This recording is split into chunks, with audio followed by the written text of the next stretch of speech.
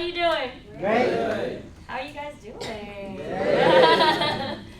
Morning. Happy Saturday. So I'm so excited for convention. I just want to piggyback on what Samir said. Listen, it is not what it costs you to be there, it's what costs you not to be there. My first convention, I was not prepared for at all because I thought it was just another meeting. So if I thought that, and I've never missed a meeting in all the years I've been here, that's a big mistake to think. And that's the wrong thought to have. And when I got there, I saw this guy, and this might be dramatic for the people new, who are relatively new, or maybe even 1 week in, because maybe you don't understand the bigness yet of our company. And honestly, if you've never been to a convention, you're not going to understand the bigness until you get there. You think it's big because you saw the big event, but it's really bigger than that, like Samir said. So there's nothing we can say that can help you understand it besides you just seeing it yourself and having the most people there. There was this guy, Keith Otto, he was making $3 million a year, and he was in the stadium talking from the front of the stage. He goes, I remember my first convention, I had 13 people in my hotel room. I was like, I was on the floor, Sheila. I had 12 people in my hotel room. I was like, and all the headache in the world that took us to go there, we had to cancel our hotel, get a last minute motel that was dirty, and it was hot Atlanta and everything. It was such a headache. And it was a story that we can say and tell forever because we overcame all the brokenness that these kids had, and we had to talk to their parents and talking to them into letting their 18-year-olds come with us, on the road in a van with 17 people in a van, right? And then stick 12 of us in a hotel room, and we had peanut butter jelly sandwiches every single day, right? And so when I heard Keith Otto, it was like, wow, I'm gonna make $3 million a year.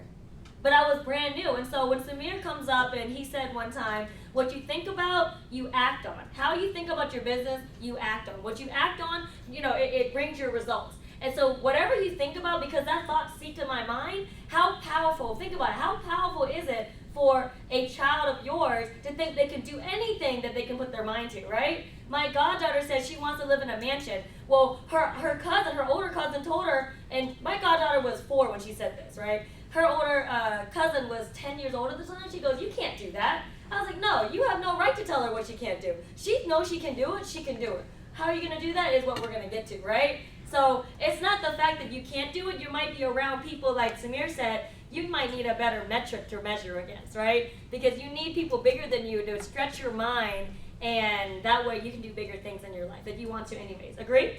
Yeah, agree. All right, so we're going to switch gears.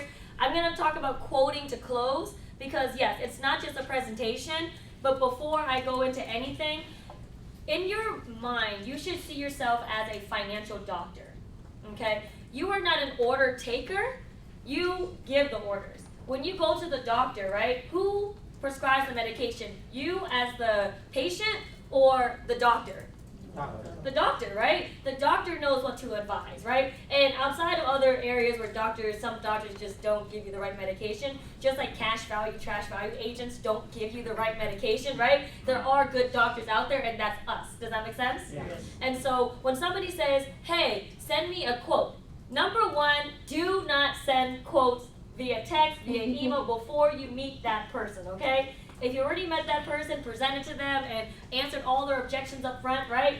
Then, yes, you can share some things, but that's more high level. Never, ever, ever, ever send a quote before you even get to talk to the person. Because now you give them an option to shop you, and we don't just compete on price, we compete on quality.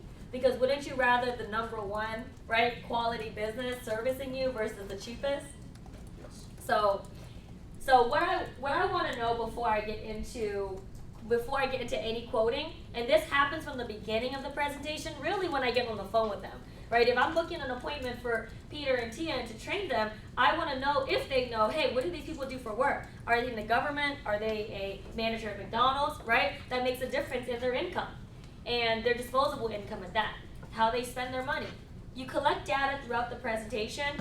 On the compound interest slide, everything I'm talking about allows you to play chess with the client in a good way, by the way. So you're putting your pieces in the right spot, right? So the compound interest slide is where we ask the client, hey, Peter, do you think $200 is a lot of money these days? No. But if you lost it, it'd be a lot, wouldn't it?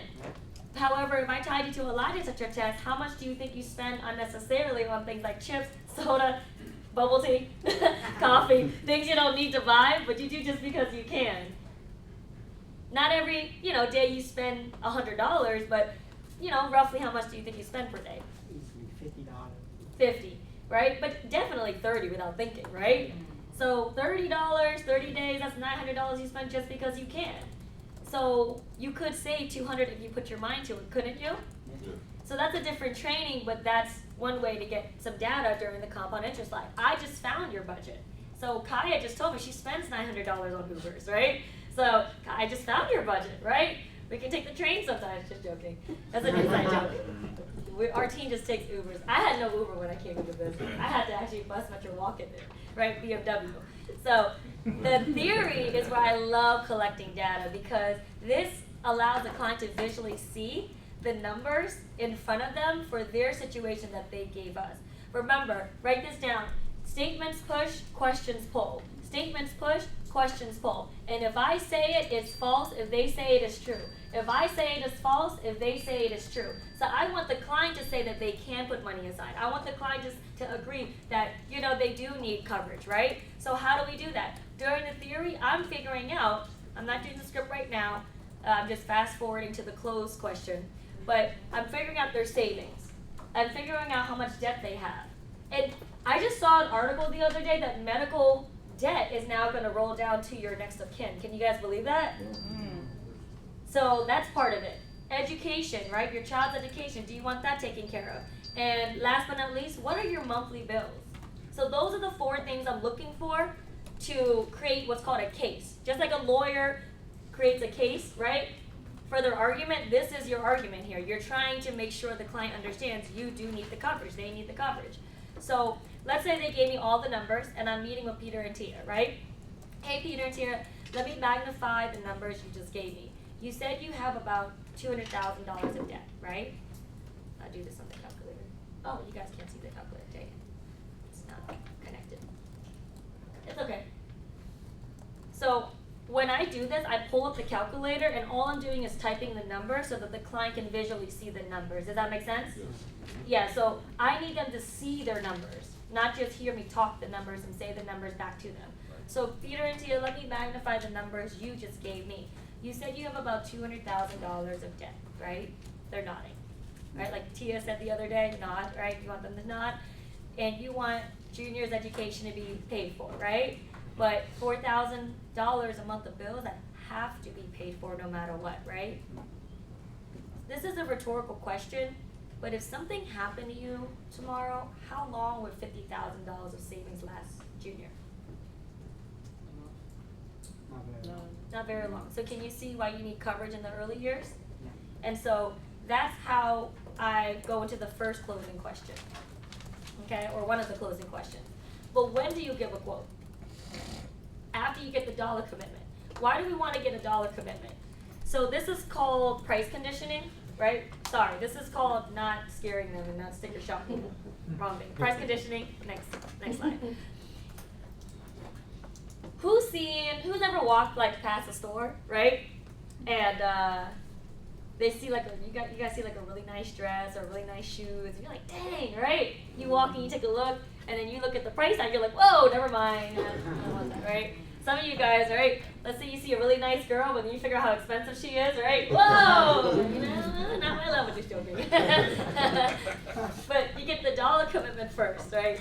So I usually give 3 ranges, and this goes back to me knowing what they do for work. So if somebody works, at TJ Maxx, they're a manager at TJ Maxx, they probably don't make as much money as the government contractor in Virginia. Does that make sense? Yeah. So I'm more comfortable giving a higher commitment, not just because I got a dollar commitment that they spent for, right? But also keep in mind what they actually make, okay? So if it's a single parent, I'm gonna give like smaller ranges, right? Depending on their occupation again. So to each is its own. Ask your trainer about this because then they can go into more detail for you. But if I'm talking to Roslyn, right? Hey Roslyn, assuming Roslyn's a single parent, right? Roslyn, hey, what would you feel comfortable, what would you be willing to set aside? about 50 to 70 a month, 70 to 100 a month, or 100 to 150 a month. Now, if Rosalind said earlier she spent $1,000 a month, I can comfortably ask Rosalind, hey Rosalind, how much would you be willing to set aside? About 100 to 150, 150 to 200, or 200 or more? Does that make sense? Yes. Right. So you got to use your discretion and actually listen to the client on what they're giving you clues throughout the whole time you met them. If they're married, I got this from Peter. Really good move. If they're married and there are two incomes, right? They each spend money. So they have their own budget. They might have a joint bank account, but they still spend money each on their own daily, habits, right? So if they're married and they have two incomes, I'm going to ask each spouse, hey, Peter and Tia, how much would you each be willing to set aside to help take care of this need? About 100 to 150, 150 to 200, 200 or more each. One spouse may say, Peter might be cheap. He might be, I'm going to do like 50 to, can I do like 70, right? And he'll never do that, right? But Tia, if she's the strong woman that she is, right? She's going to be like, what? You need to put more than that, right? I'm going to do 100 to 150, right? Sometimes the man will be like, you know what, fine, I'll do 100, right? That's why you want to ask each spouse too. So, I also want to ask the basic medical questions before I quote. Why? Because I want to know if I'm collecting money with this application. We are in financial services at the end of the day. Yes, we help people, but we're not in social services, right? You're not in the business of presenting just to present, leave them, and then never come back and not let them make their own decision by thinking about it for 3 whole months. God forbid something happens, right? So, and I also want to know, is the client likely to even qualify?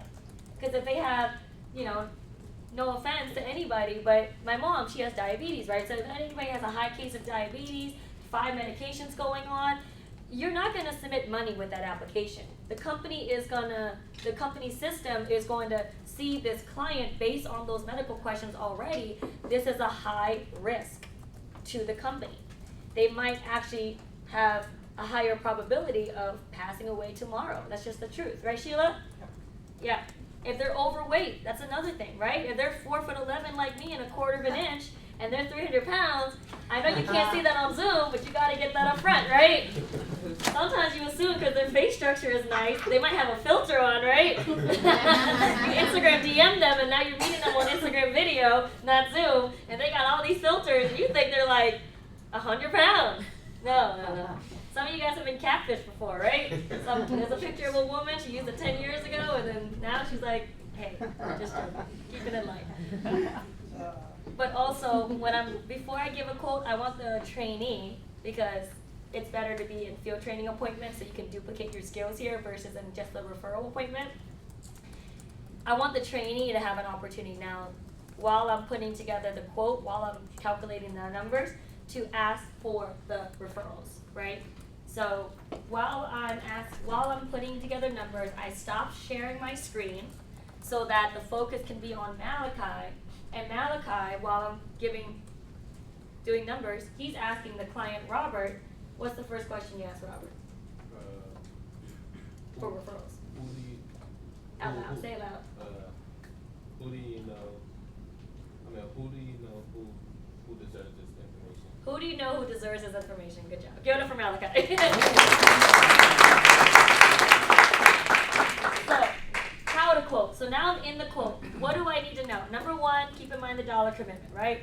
Gotta get the birthday, have to get the gender. Males are more expensive or cost more than females, sorry. Statistically, females live longer, which is why. But if they're tobacco or non-tobacco, okay? And if they said, I stopped smoking, the next question you need to ask them is, when's the last time you used a cigarette, right? When's the last time you used it? Because stop smoking is, I could have stopped smoking like yesterday, right? 2 weeks ago, right? I met a smoker one day and he was like, yeah, I quit smoking. I quit every day. My last cigarette was like, 2 hours ago, right? But I quit today. So, with our quote, you gotta know, with our product, you have to know that there are 2 types of term products. Power term and precision term. Really quickly, power term, you can quote up to $300,000 for the most part. The older the client is, the less the more limited it is, but you can ask your trainer more details about that. but it's usually up to 300,000 you can quote. No paramed, no blood work required. Precision term is above 300,000. Blood work is required. Now, when do you not want to do blood work? I know a lot of you guys, if you're quoting somebody you actually, sometimes personally know, or if you just want to help the client out, it's a good thing to think this, but it's going to bite you in the butt if you do this the wrong way, right? Some people, they're like, man, I wanted the client to save more money. Precision term costs less per thousand, right, than power term.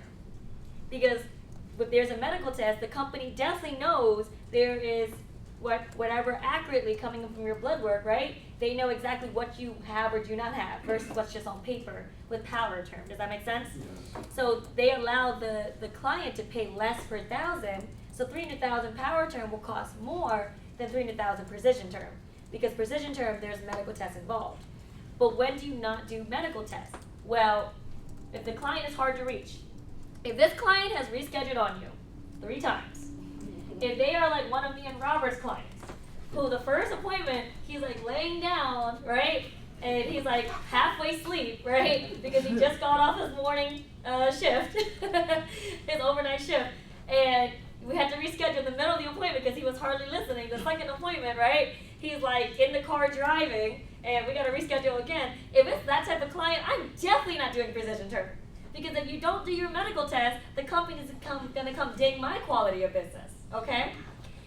Secondly, if they have a lot of medical concerns, or any really. Again, if they're overweight, ask your trainer for the height and weight table so you know what's considered overweight, okay? If they're overweight and if they take medications, typically, no, we don't want to do any type of blood work, okay? They might get even declined, and even if you don't submit money with it, you don't want a client to get stuck with a needle and then just to get declined. That's like a waste of time for everybody. Does that make sense? Mm-hmm. So use your discretion. Then premium class. I find that a lot of people get confused with premium class versus the rating. Okay, so the premium class, you're going to see when we pull up the, Thomas, I think eventually can pull up where you find the quick quote. I'm not going to actually run quotes today. I'm going to show you how my quote tables look like when I actually present it to the client for sake of time here. But when you open up the quoting system in the Primerica app, do not touch the premium class. Don't touch it. The company will give the client a better premium class, the more appropriate one accordingly, so don't touch it. You are not the underwriter, you're just the one that takes the application, okay? Read your client, but female standard 4, male standard class 6, so don't touch that. Unless they're tobacco, and then the system will fix it for you. So in the quote, when I present it, for the presentation, which I'll show you, I do a triplicate of choice. So this here is called price conditioning. So this is where you start from the top to the bottom quote. You include the face amount, you include the riders, if you're including any riders, terminal illness rider, waiver premium rider, and if any children, which they should have because it's a qualified appointment, child rider. So premium, and then you mentioned the investment piece. I use investor.gov as a resource so that I can teach people like Malachi who are not yet investment licensed to use something that he doesn't need an investment license for, because he's not really advising, he's just kind of putting numbers in, right? What you see here is this top here is the insurance, and this bottom here is going to be the investment. You're going to see it visually. Why? Because if you think about why people buy whole life or universal, they're not buying a product, they're buying a plan. They're purchasing a plan in their mind. They're thinking, oh, if I pass away, my family gets something, but if I don't die, right, then I have some savings. They are buying a plan in their mind. The wrong plan, right? But when you quote, you want to quote knowing that a whole life or cash value agent may hit them up in the next day, right? You don't want them to call you back and say, my term ends and I don't have any money. You want to include that investment piece. Okay. So how to quote, and then we'll get into what it looks like. I like to present professionally because if you think about these other companies, right, if we're talking about insurance, how many times does Sheila pull something up that's called an illustration? Not the actual policy, but the illustration. That illustration, even though it's a bad product, it looks professional, doesn't it? So if you're giving a quote and you're trying to ask the client to spend $200, you're about to make $1,200 on one transaction, I think we should be a little bit professional, shouldn't we? Yes. So I use Google Docs so that I can create a table, and again, triplicate of choice, including the life insurance and investments from the largest to the smallest. Why do we not want to go from the lowest quote to the highest quote? They're gonna choose the lowest. They're going to try to choose the lowest, and also you condition them to think lower, right? So when I present these higher quotes to the lower quotes, I talk about this is the most responsible, which is the highest, right? The most responsible is 500,000. To the bare minimum, I feel comfortable with you having is 300,000 because you do have 2 children. It doesn't matter how many children, right? You just put it in there. As you can see, the insurance quotes are different, Peter and Tia, but I did not change the investment because you can always add more investments, but you can't always get more life insurance. Do you know why? They say, oh, why? You just went through it, they just still say no, right? That means they weren't listening. Sometimes you have to repeat it. Did you guys know that the average reading level of an adult is 7th grade? So, just because you always add more insurance, do you know why? He goes, no. Well, life insurance is something you have to qualify for. It is based on your health and age. As you get older, guess what happens to the premium when you wait? It gets high. Yeah, it gets higher, it gets more expensive. So which one do you feel most comfortable protecting your family with? 500,000, 400,000, or 300,000? I don't even say which one do you feel comfortable in your budget anymore. I just say which one do you feel comfortable protecting your family with. So they're more focused on the actual face amount than the premium itself. We'll figure out if they even qualify when we get to the actual application. So he goes, let me get the middle, 400,000. Great. The only thing we need to find out is if the system will say you have to wait for an answer, or if we can get an answer in the next 3 minutes. Let me pull up the rest of the medical questions. I just need you to grab your ID, okay? So we pull up Turbo Apps, and then we go into the life insurance application. I don't really want to do a carryback anymore, which sometimes we still have to, but I don't really want to do a carryback anymore specifically for life insurance if the system can tell me if this is going to be COD'd or not immediately. It only is going to take an extra 3 minutes. We might as well find out now, right? And so, you know what?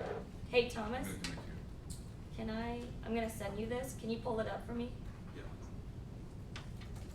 So I'm sending Thomas 2 examples so that if you don't have common sense, because common sense is not so common, right? Married couple versus single parent. This is how I pulled the quotes.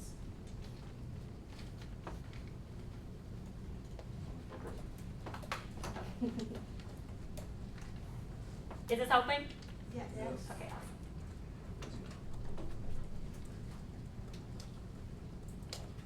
And if you're not licensed, you're not able to do this. But even when I was not licensed, I was taking 50 notes, pieces of notes down so that I could go back to my notes when I was licensed and immediately go into using the tools, on my own. Sometimes it's really not just your trainer that can help you. You have to help yourself by sitting there and, figuring things out. The system, buttons, all that. It's way different, right, Raymond? Controlling the screen versus your trainer controlling the screen, right? Way different. Okay, so this is a client that Eddie and I got. This is a couple, and so I don't care what colors you guys use. I just like I'm a colorful person, right? My closet is like color coordinated from rainbow colors, all that. So I just like it easy for the client to see. But at the top, I put their commitment, and Jaden, right, 300,000, 250,000, 200,000, and then the investments right there. So Khadijah, 300,000, 250,000, 200,000, and then I put the investments down there. Pretty simple. Now, how do I calculate this right here? Go to investor.gov. Really quick, Thomas, please.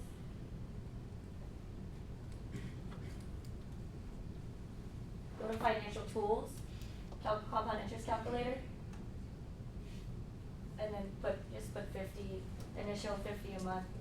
You can do whatever number you want to include in your quotes, but the length of years I'm matching up with the term that I'm quoting them for, by the way, because again, with life insurance cash value policies, clients really believe that if they don't die, they're gonna have that money, right? So, and that they can just take and not have to borrow. But yeah, so let's say the term is 30 years. I quote for 30 years with the investment side. Sorry, it's 35 years. Change it to 35. Yeah, calculate it. Quick. Yeah, so 160, 164. So it really doesn't matter. I use like some minimums because we have some clients that they say, oh, I don't want life insurance. I just want to save. And then some clients say, I don't want to save. I just want life insurance. But if you haven't had enough time to save and you pass prematurely, the money has to come from somewhere, doesn't it? But if you want to save, that's great. If you want just life insurance, that's great. But if you live long enough, for you, the money has to come from somewhere to live on to retire. Wouldn't you agree? Yep. So you need both. So that's just how I do it. Now let's go back to go to the single parent quote.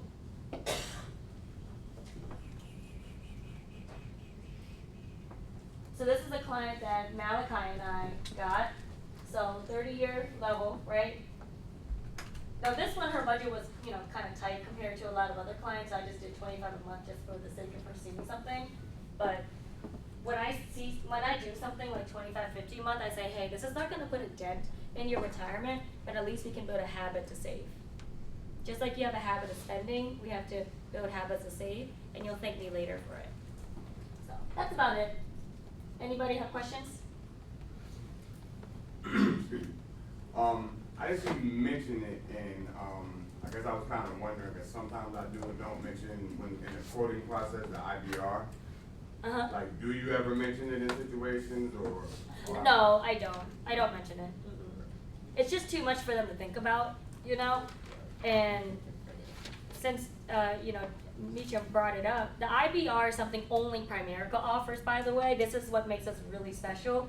And it's designed to keep up with inflation as well. A lot of people, most people cannot afford the actual coverage that they actually want, right? So they definitely should not be in whole life or universal life.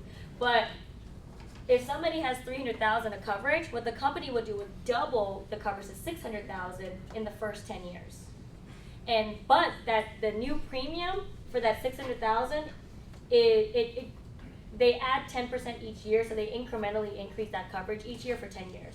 So 10% each year, 10 years, that's 100%, which is double that coverage. Does that make sense? Yeah. And so let's say somebody's paying for $300,000, $60 a month. In the next 10 years, it'll be $600,000. You would think it's $120, but really it's going to be only $100 a month. Because they lock in the original age of the client, they don't increase that premium on the new age. So this allows the client to keep up with the pace of inflation and be able to still leave enough for their family, where the dollars make sense, or more sense. But they can take it off whenever they want to. They can take it off, 5 years in. They can take it off altogether. The company always sends them a letter 2 months in advance. If your clients say they didn't get the letter, either they don't check their mail or they're lying and they didn't read it, okay? Just FYI. For me, though, on POL, I do go on the IBR reports, because once you have a client for more than, more clients for a year or more, there is an IBR report, and it'll tell you in advance which clients got a letter already. And I actually call my client now, and I'll say, hey, just letting you know, I just wanted to catch up. Is there anything I need to change? I just wanted to give you a heads up. I don't know if you got a letter from the company, but they're actually offering you an extra 10% for an extra $2 a month. Do you want me to keep that for you because it's just an extra $2 a month? Or do you think, that might be something too stressful for you? All right? It's always the men who are like, $2, that's not stressful for me, I had one time this guy, it's funny because he was like, oh, I don't know which one I should pick. I was like, it's funny. And we already had built rapport before I said this, just FYI, don't do this, okay? But I was like, it's funny, you don't strike me as a guy that would stress over a difference between $20. And he picked the higher quote, But we had already built rapport. This was a referral from another referral, So we had a good conversation. But answer your question?